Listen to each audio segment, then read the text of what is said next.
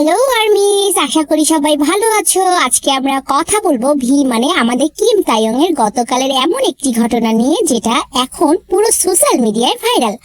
একদিকে মজার, অন্যদিকে ভি এর পার্সোনালিটির এমন একটি পারফেক্ট উদাহরণ। তাহলে চলো ঘটনাটি বিস্তারিত জেনে নেওয়া যাক।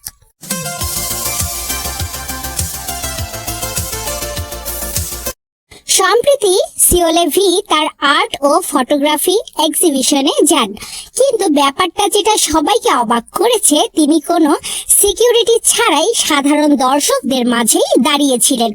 একজন নয়, একাধিক আর্মি ঠিক ভি এর সামনে আর্ট দেখছিলেন, কিন্তু কেউই বুঝতে পারেনি যাকে নিয়ে তারা এতক্ষণ ছবি দেখছে সেই ভি নিজেই তাদের পিছনে দাঁড়িয়ে। এই ঘটনার পর ভি নিজেই সোশ্যাল মিডিয়ায় মজার একটা কমেন্ট করে, বিহাইন্ড মি, মানে দাঁড়ায় তোমরা যাকে দেখতে এসেছো সে কিন্তু তোমাদের পেছনে দাঁড়িয়েছিল। এই একটা কমেন্টেই আর্মিদের আবেগ, হাসি, সারপ্রাইজ সব একসাথে বিস্ফোরিত হয়েছে। ভিডিও আর ছবিগুলো ছড়িয়ে পড়ার পর কেউ বলছে ভি এত নর্মাল কিভাবে হতে পারে, কেউ বলছে এর জন্যই আমরা ভিকে ভালোবাসি। আবার অনেক আর্মি আফসোস করছে, ইস আমিও যদি সেদিন সেখানে থাকতাম।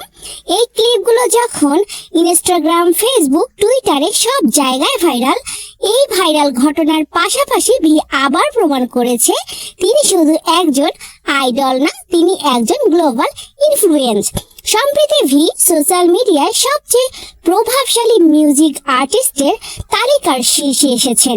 এঙ্গেজমেন্ট ও প্রভাবের দিক থেকে অনেক পশ্চিমা তারকাকেও ছাড়িয়ে গেছেন।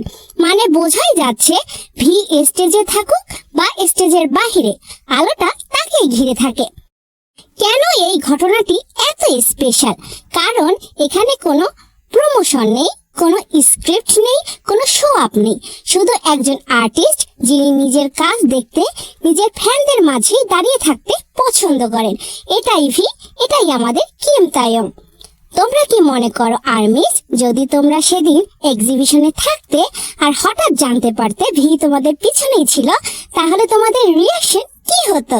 কমেন্টে অবশ্যই জানাও। ভিডিওটি ভালো লাগলে লাইক দাও, আর্মি বন্ধুদের সাথে শেয়ার করো, আর বিটিএস এর ভি এর এমন আপডেট পেতে চ্যানেলটি অবশ্যই সাবস্ক্রাইব করতে ভুলো না।